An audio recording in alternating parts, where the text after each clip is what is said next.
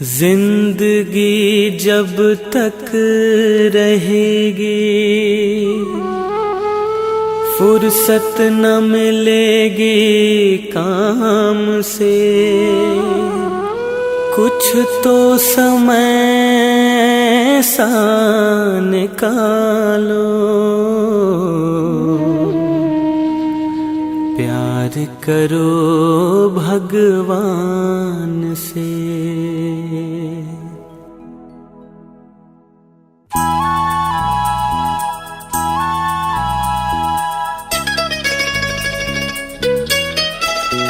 प्रभु प्यार का एक तराना तुम्हें सुनाने आए हैं।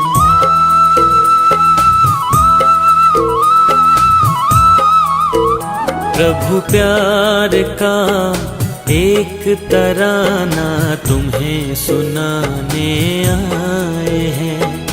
प्यार का सागर प्यार लुटाता ये बताने आए हैं। प्रभु प्यार का एक तराना तुम्हें सुनाने आए हैं।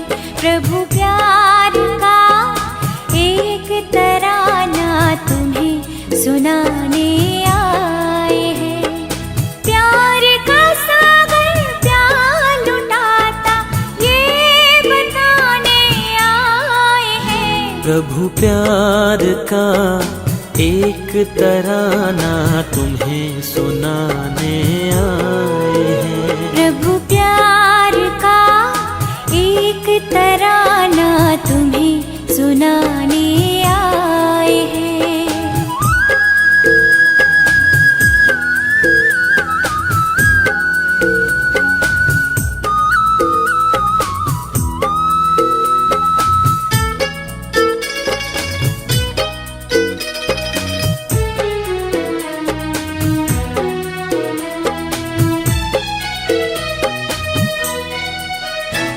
सुगंध चाहिए फूलों की तो फूल से नाता जोड़ो।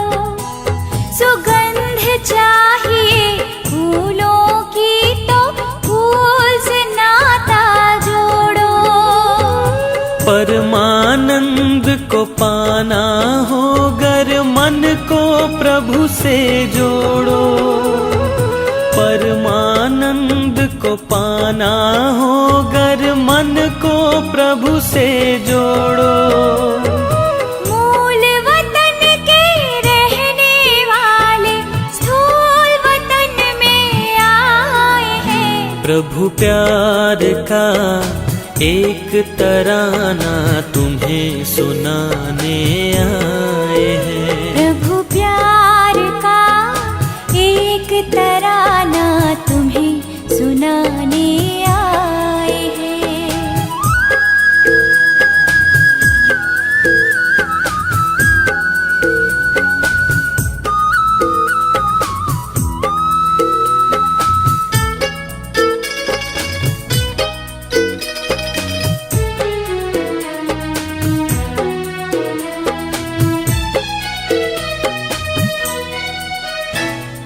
मरुभूमि की झिलमिल को पानी समझना भूल है। मरुभूमि की झिलमिल को पानी समझना भूल है। ये तो सूरज की गर्मी है और पवन खिल है। ये तो सूरज की गर्मी है और पवन खिल है। मन की बंद आंखें खोलो ये बताने आए हैं।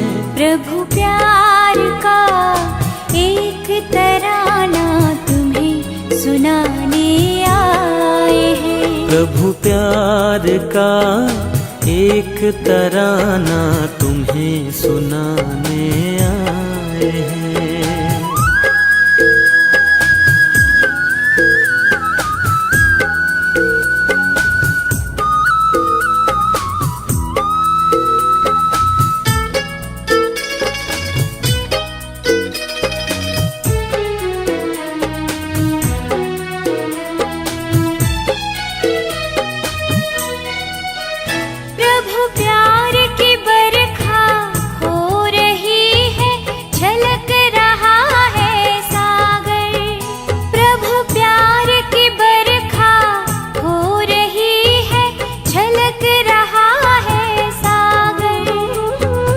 भरना चाहो भर लो जितना अपने दिल की गागर, भरना चाहो भर लो जितना अपने दिल की गागर।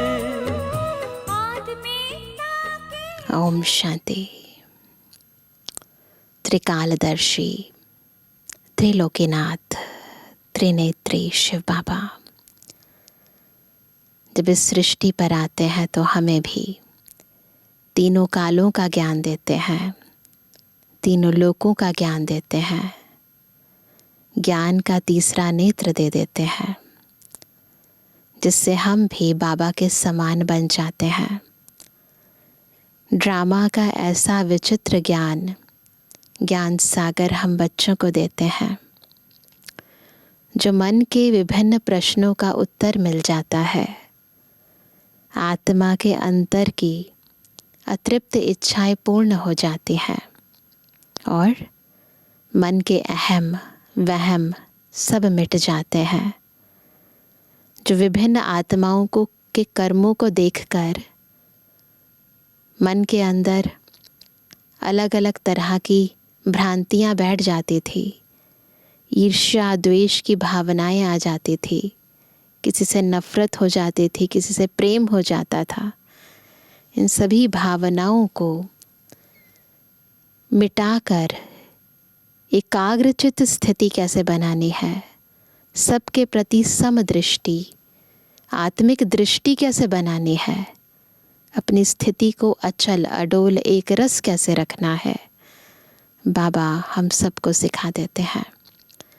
तो ड्रामा का या यूँ कहे रचता और रचना का ये विचित्र ज्ञान कैसे आत्मा को ज्ञान स्वरूप बनाता है, आत्मा के अंदर के अवगुणों को निकालता है, आज हम बाबा के महावाक्यों द्वारा विस्तार पूर्वक जानेंगे। सुनते हैं बाबा के मधुर महावाक्य। आज है 26 जून 2024। बाबा के महावाक्य हैं, मीठे बच्चे सदा इसी नशे में रहो कि हमारा पद्मा पदम भाग्य है। चढ़ा लो सभी नशा। हमारा पद्मा पदम भाग्य है, जो पतित पावन बाप के हम बच्चे बने हैं। उनसे हमें बेहद सुख का वर्षा मिलता है ना। कोई आपको बेहद सुख दे, नशा नहीं चढ़ेगा। प्रश्न है, तुम बच्चों को किसी भी धर्म से घृणा व नफरत नहीं हो सकती है। क्यों? न किसी धर्म से हो सकती है, न किसी व्यक्ति से हो सकती है। क्यों? क्योंकि उत्तर है, क्योंकि तुम बीज और झाड़ को जानते हो। तुम्हें पता है यह मनुष्य सृष्टि रूपी बेहद का झाड़ है। इसमें हर एक का अपना अपना पार्ट है। नाटक में कभी भी एक्टर्स एक दूसरे से घृणा नहीं करेंगे। तुम जानते हो, हमने इस नाटक में हीरो हीरोइन का पार्ट बजाया, आदि से लेकर अंत तक। हमने जो सुख देखे वह और कोई देख नहीं सकता। तुम्हें अथाह खुशी है कि सारे विश्व पर राज्य करने वाले हम हैं। है सबको खुशी? सारे विश्व पर राज्य करने वाले हम हैं। ओम शांति। ओम शांति कहने से ही बच्चों को जो नॉलेज मिली है वह सारी बुद्धि में आ जानी चाहिए। मुख्य ज्ञान ही यही है कि मैं आत्मा शांत स्वरूप हूँ। बस इस ओम शांति में ना सारा ज्ञान समाया है। बाप की भी बुद्धि में कौन सी नॉलेज है? ये मनुष्य सृष्टि रूपी झाड़ है, जिसे कल्प वृक्ष भी कहते हैं। उसकी उत्पत्ति, पालना, फिर विनाश कैसे होता है, सारा बुद्धि में आना चाहिए।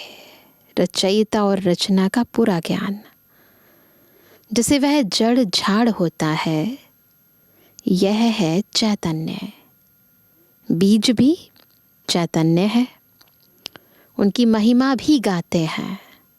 क्या गाते हैं? इस बीज रूप शिव बाबा की क्या महिमा है? वह सत्य है, चैतन्य है, अर्थात झाड़ के आदि मध्य अंत का राज समझा रहे हैं। कोई भी ऑक्यूपेशन को जानता नहीं। प्रजापिता ब्रह्मा के ऑक्यूपेशन को भी जानना चाहिए ना। ब्रह्मा को कोई याद नहीं करते, जानते ही नहीं। अजमेर में ब्रह्मा का मंदिर है, पुष्कर में ब्रह्मा का मंदिर है। त्रिमूर्ति चित्र छपाते हैं, उनमें ब्रह्मा विष्णु शंकर है। ब्रह्मा देवताएं नमः कहते हैं। अब तुम बच्चे जानते हो, इस समय ब्रह्मा को देवता नहीं कहा जाता है। साकार मुरली है तो उस समय ब्रह्मा को देवता नहीं कहा जाता। जब संपूर्ण बने तब देवता कहा जाए। संपूर्ण बन चले जाते हैं सूक्ष्म वतन में।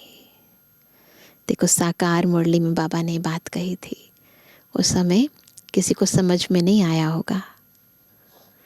बाबा कहते हैं, तुम्हारे बाप का नाम क्या है? किससे पूछते हैं? किससे पूछ रहे हैं? आत्मा से। आत्मा कहती है हमारा बाबा।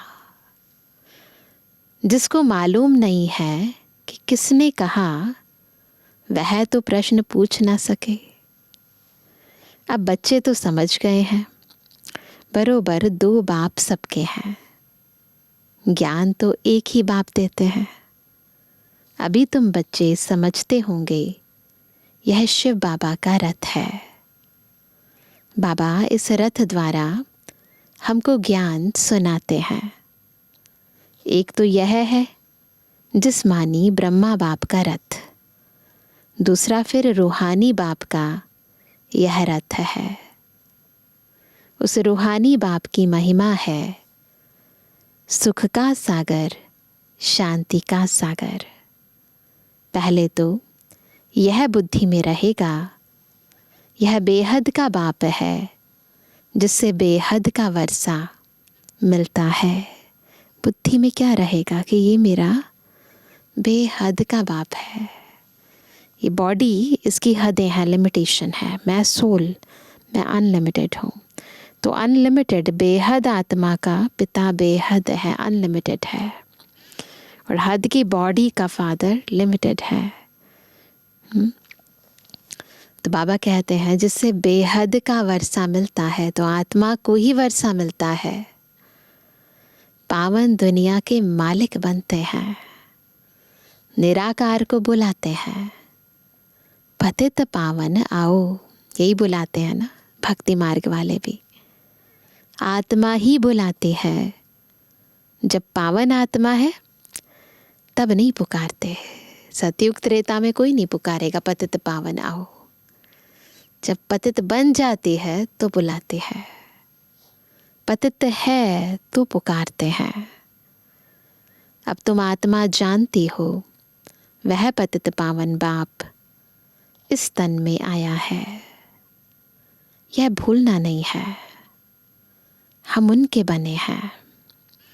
यह सौभाग्य तो क्या, पदम भाग्य की बात है। फिर उस बाप को भूलना क्यों चाहिए? इस समय बाप आए हैं, यह नई बात है। शिव जयंती भी हर वर्ष मनाई जाती है, तो ज़रूर वह एक बार ही आते हैं। लक्ष्मी नारायण सतयुग में थे, इस समय नहीं है। वो भी पूरे कल्प में एक ही बार आते हैं। तो समझाना चाहिए उन्होंने पुनर्जन्म लिया होगा। उस देह में एक बार आते हैं, बाकी वो आत्माएं पुनर्जन्म लेते हैं। बाकी बाबा एक ही बार आते हैं, उसके बाद पुनर्जन्म नहीं लेते हैं। 16 कला से 12-14 कला में आए होंगे। यह तुम्हारे बिना कोई नहीं जानते। सतयुग कहा जाता है नई दुनिया को। वहाँ सब कुछ नया ही नया है। देवता धर्म नाम भी गाया जाता है। वही देवताएं जब वाम मार्ग में जाते हैं, उल्टा रास्ता अपनाते हैं, बॉडी कॉन्शियसनेस में आ जाते हैं, तो फिर उनको नया भी नहीं तो देवता भी नहीं कह सकते। कोई भी ऐसे नहीं कहेंगे कि हम उनकी वंशावली के हैं, कोई भी नहीं कह सकता। अगर अपने को उस वंशावली के समझते तो फिर उन्हों की महिमा अपनी निंदा क्यों करते, है ना। फिर हम भी पावन होने चाहिए ना। महिमा जब करते हैं तो ज़रूर उन्हों को पवित्र, अपने को अपवित्र, पतित समझते हैं। समझते हैं ना कि ये ऊंचे हैं, ये पावन हैं, ये गुणवान है, और हम इनके कंपैरिजन में बिल्कुल निर्गुण हैं, पापी हैं, पतित हैं। समझते हैं तो उनकी महिमा करते हैं, अपनी निंदा करते हैं।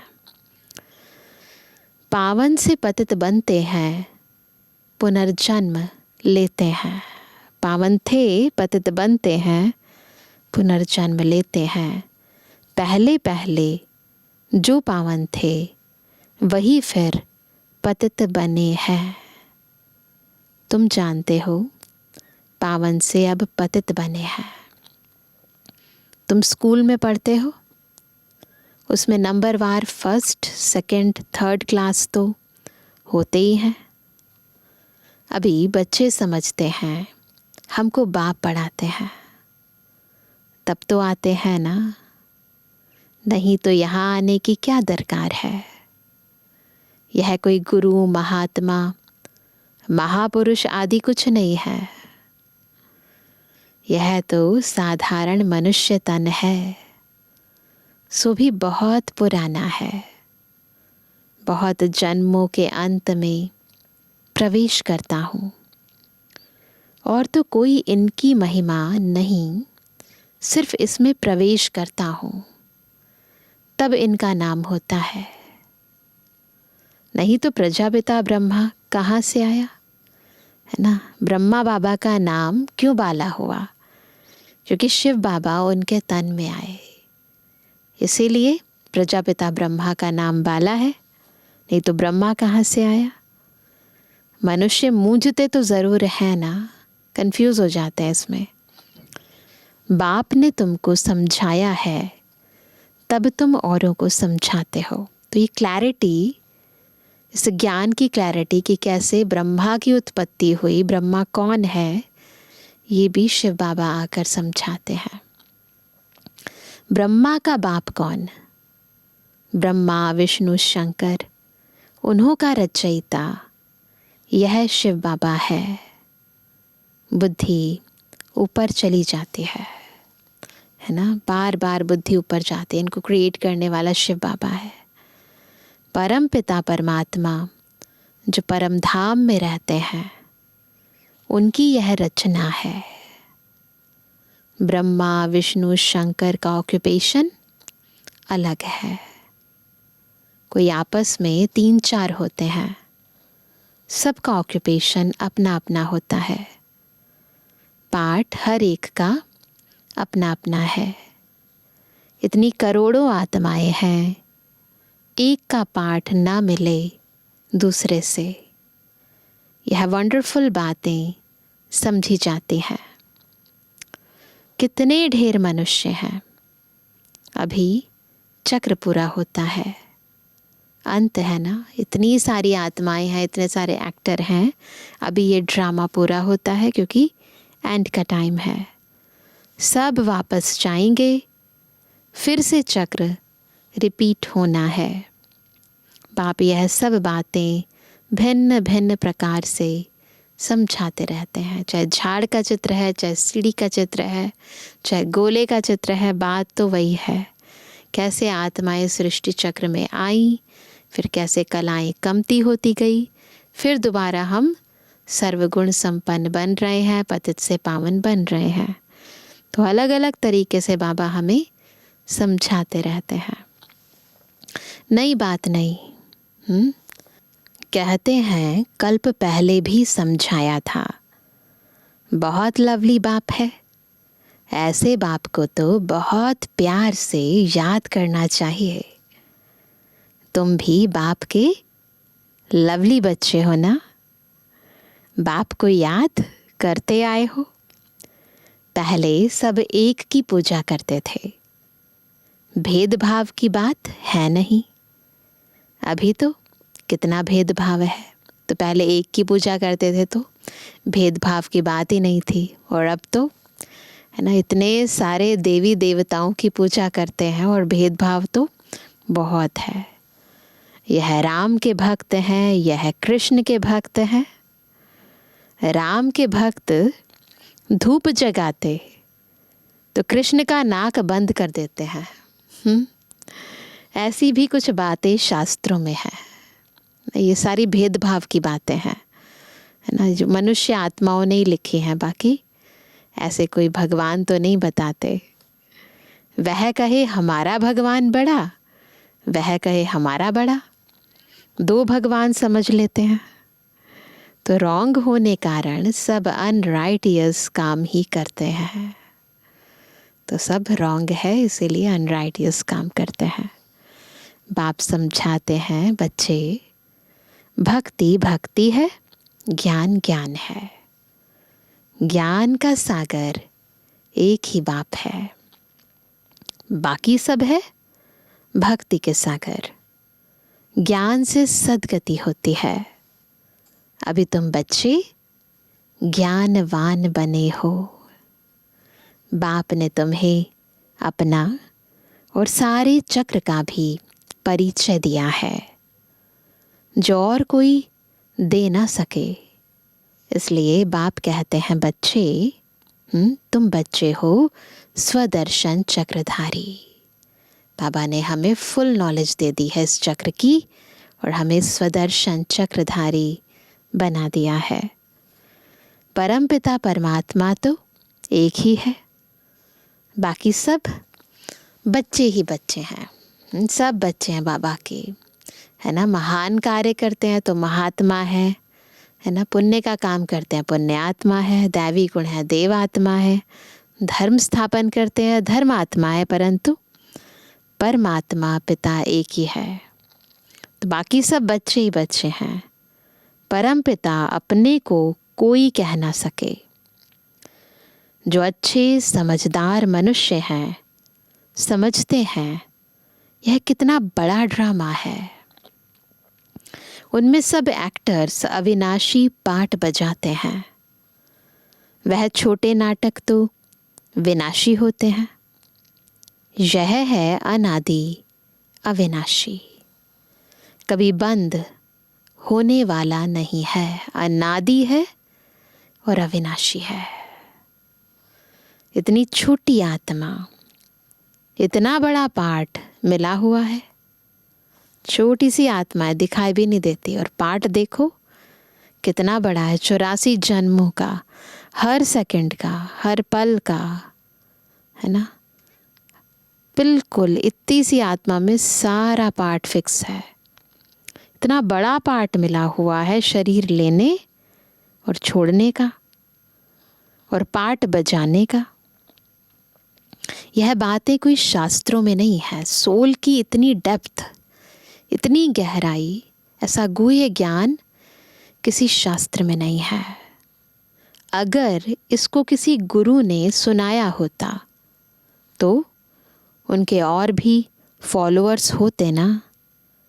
सिर्फ एक फॉलोअर क्या काम का। किसी गुरु के फॉलोअर होंगे, एक थोड़ी ना होगा, बहुत सारे होंगे ना। फॉलोअर तो वह है जो पूरा फॉलो करे। इनकी ड्रेस आदि तो वह है नहीं। कौन कहेंगे शिष्य है। यह तो बाप बैठ पढ़ाते हैं, पढ़ाते हैं। कोई ऐसा नहीं फॉलोअर बनाते हैं। बाप को ही फॉलो करना है। जैसे बारात होती है ना, बारात होती है ना तो फॉलो करते हैं दूल्हे को, शिव की भी बारात कहते हैं।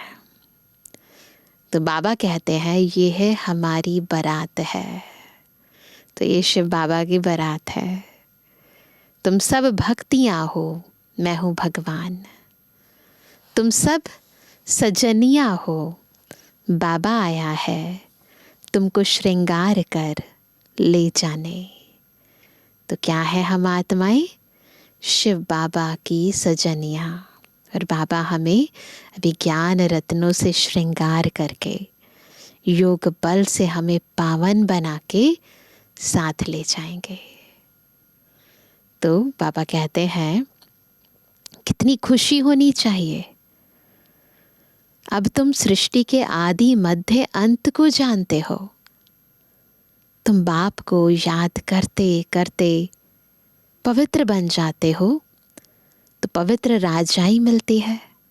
बाप समझाते हैं मैं आता ही हूँ अंत में, मुझे बुलाते ही हैं पावन दुनिया की स्थापना और पतित दुनिया का विनाश कराने आओ।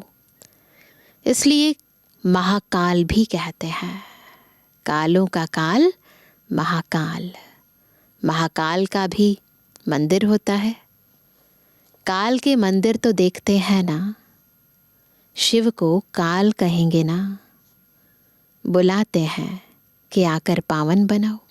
अब इसके भाव को नहीं समझते कि जब आत्मा पावन बन जाएगी तो डेफिनेटली पतित शरीर को छोड़ना पड़ेगा। तो सब आत्माएं पावन बनेंगी, है ना। सब अपने शरीर को छोड़ेंगी तो जाना पड़ेगा ना।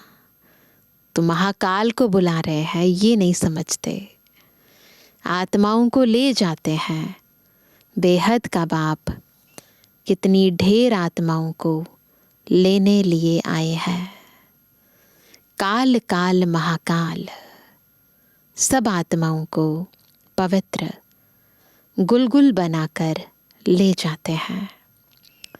गुलगुल बन जाए तो फिर बाप भी ले चलेंगे गोद में।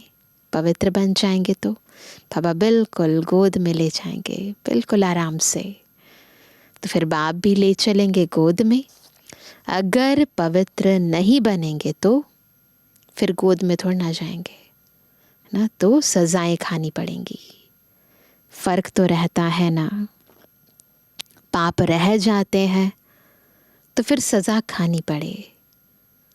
पद भी ऐसा मिलता है, इसलिए बाप समझाते हैं मीठे बच्चों बहुत बहुत मीठा बनो। क्या बनना है? बहुत बहुत मीठा बनना है। थोड़ा भी ना कड़वाहट नहीं रहनी चाहिए अंतरात्मा में। तो बहुत बहुत मीठा बनो। श्री कृष्ण सबको मीठा लगता है ना। कितना प्रेम से श्री कृष्ण को झुलाते हैं। ध्यान में श्री कृष्ण को छोटा देख झट गोद में उठाकर प्यार करते हैं। ध्यान में जाती बहनें श्री कृष्ण को गोद में उठाकर प्यार करते वैकुंठ में चले जाते हैं। वहाँ श्री कृष्ण को चैतन्य रूप में देखते हैं। अभी तुम बच्चे जानते हो, सचमुच वो तो है ध्यान की बात, परंतु सचमुच वैकुंठ आ रहा है। हम भविष्य में यह बनेंगे। क्या बनेंगे? श्री कृष्ण जैसे बनेंगे। बहुत स्वीट। श्री कृष्ण पर कलंक लगाते हैं, वह सब रॉन्ग है।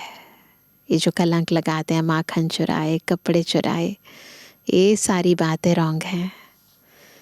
तुम बच्चों को पहले नशा चढ़ना चाहिए। शुरू में बहुत साक्षात्कार हुए थे, फिर पिछाड़ी में बहुत होंगे। ज्ञान कितना रमणीक है, कितनी खुशी रहती है।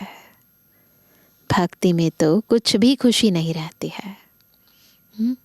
भक्ति वालों का जो नशा है वो अलग है, तो ज्ञान में ना मन और बुद्धि तृप्त हो जाते हैं, यथार्थ रीति समझ जाते हैं, तो फिर वो जो नशा होता है वो खुशी होती है, उसकी बात ही अलग होती है।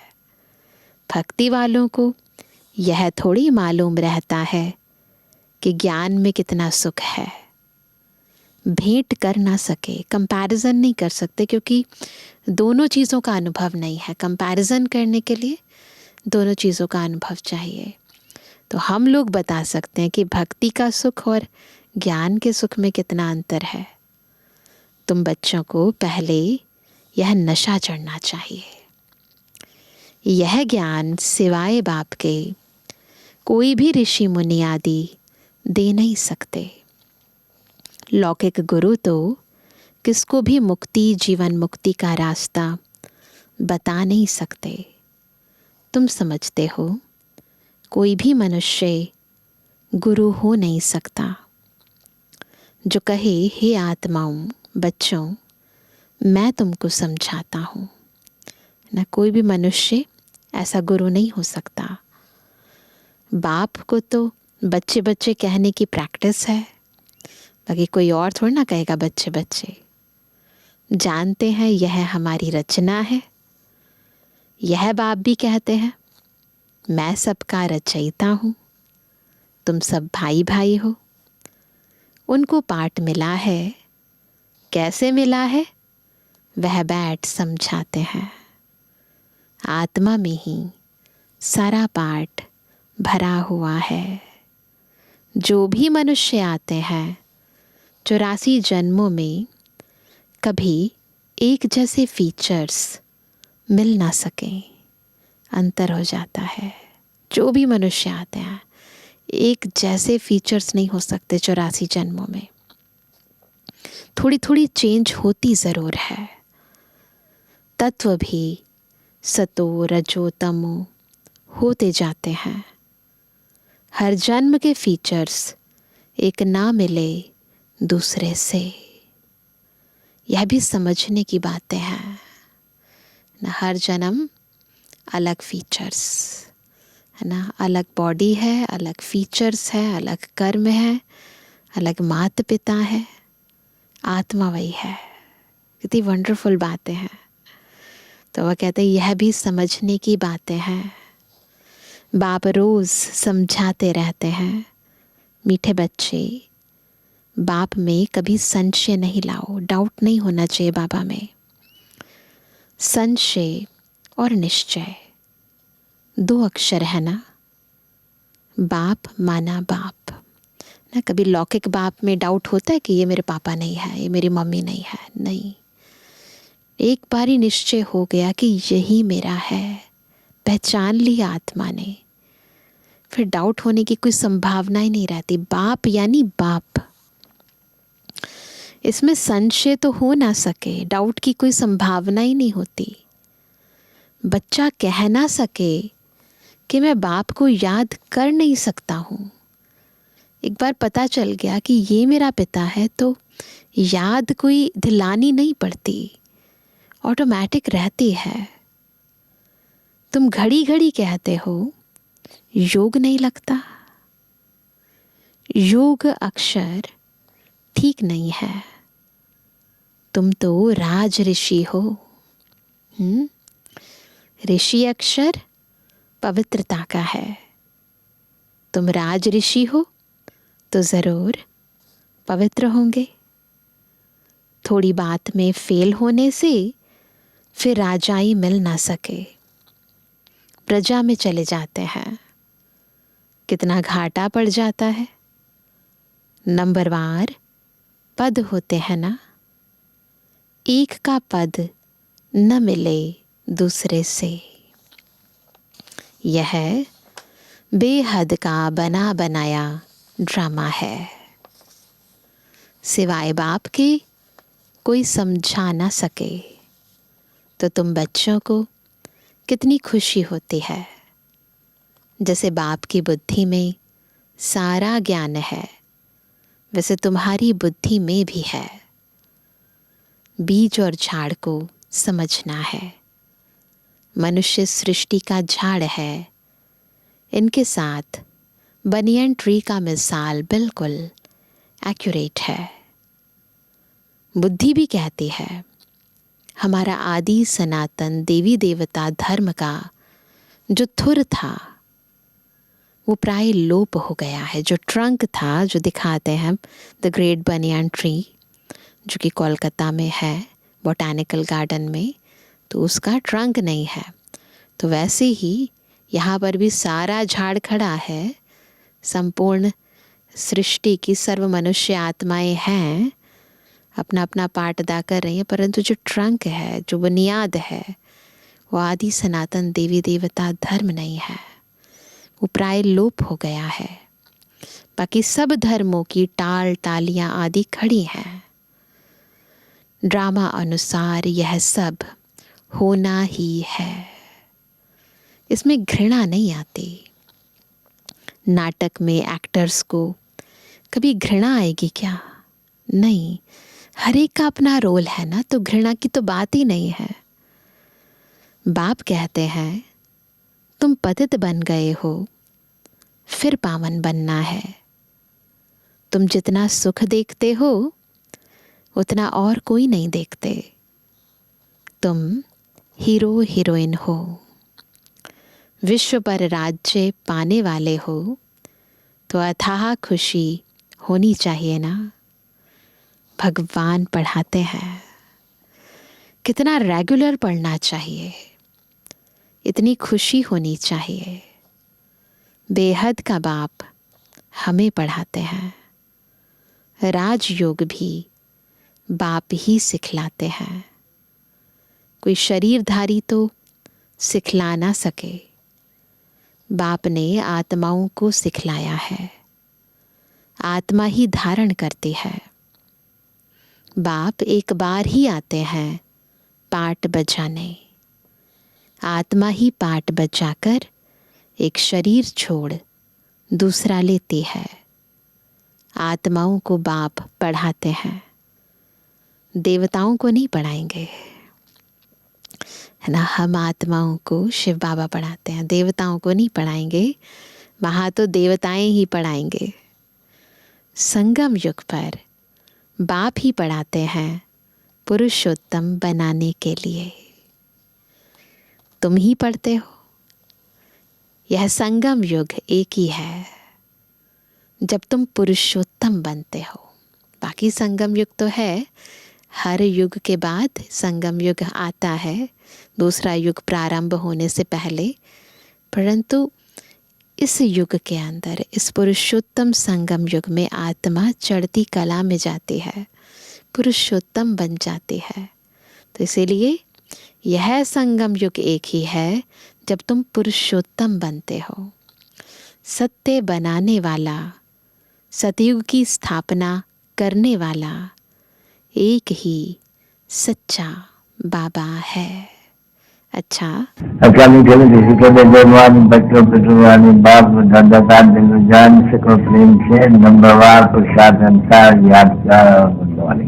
रूहानी बच्चों की रूहानी बाप दादा को गुड मॉर्निंग, नमस्ते नमस्ते नमस्ते।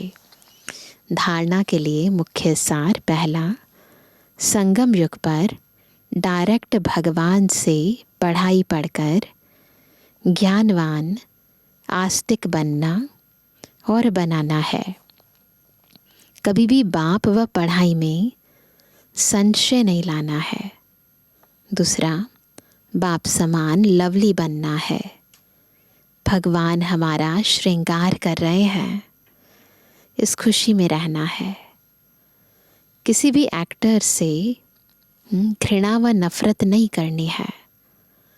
हर एक का इस ड्रामा में एक्यूरेट पार्ट है। वरदान है सेवाओं की प्रवृत्ति में रहते। एक तो दुनियावी प्रवृत्ति, फिर सेवा की भी प्रवृत्ति है। तो सेवाओं की प्रवृत्ति में रहते बीच बीच में एकांतवासी बनने वाले अंतर्मुखी भव। अंतर्मुखी कैसे बनेंगे? सेवाओं की प्रवृत्ति में रहते हुए जब बीच बीच में एकांतवासी हो जाएंगे। साइलेंस की शक्ति का प्रयोग करने के लिए अंतर्मुखी और एकांतवासी बनने की आवश्यकता है। कई बच्चे कहते हैं अंतर्मुखी स्थिति का अनुभव करने व एकांतवासी बनने के लिए समय ही नहीं मिलता, क्योंकि सेवा की प्रवृत्ति, वाणी के शक्ति की प्रवृत्ति बहुत बढ़ गई है। लेकिन इसके लिए इकट्ठा आधा घंटा व 1 घंटा निकालने के बजाय बीच बीच में थोड़ा समय भी निकालो तो शक्तिशाली स्थिति बन जाएगी। एक बारी बाबा ने अव्यक्त वाणी में कहा था कि क्या करो, बस 5 सेकंड के लिए 5 स्वरूपों की ड्रिल 1 2 3 4 5 कर लो। हर 1 घंटे में एक बार, तो 5 सेकंड तो निकाल सकते हो ना। तो मैंने कहा था कि ऐसा करो तो मन की कंट्रोलिंग पावर आ जाएगी। तो ऐसे हमें भी बार बार प्रैक्टिस करनी चाहिए। अभी तो ट्रैफिक कंट्रोल भी बचते हैं, परंतु फिर भी जैसे जैसे आपको टाइम मिले 1 मिनट के लिए बिल्कुल सब बातों से निवृत्त होकर एक के अंत में चले जाओ, फिर कार्य व्यवहार में आ जाओ। तो ये प्रैक्टिस बहुत ज़रूरी है। स्लोगन है, ब्राह्मण जीवन में युद्ध करने के बजाय मौज मनाओ। युद्ध नहीं करो, मौज मनाओ तो मुश्किल भी सहज हो जाएगा। तो युद्ध नहीं करो, योद्धे नहीं बनो, योगी बनो तो मुश्किल भी सहज हो जाएगा, है ना। तो बाबा ने हर मुश्किल को आसान बनाने की विभिन्न विधियां बताई हैं। उन विधियों को अपनाते हैं तो सिद्धि स्वरूप बन जाते हैं। तो योद्धे नहीं बनो। तो आज विशेष हम बार बार एकांतवासी होने का ही अभ्यास करेंगे। बीच बीच में जैसे जैसे टाइम मिले, 1 मिनट मिले, आधा मिनट मिले, न चंद सेकंड मिले, बस बिल्कुल डिटैच हो जाएं और एक बाबा और मैं एक के अंत में जैसे किसी गुफा में जाकर बैठ जाते हैं। तो बैठकर बाबा से शक्ति लो, शांति लो, किरणें लो और फिर नीचे आ जाओ, कर्मयोगी बन जाओ। तो बार बार इसका अभ्यास करेंगे। अच्छा, ओम शांति।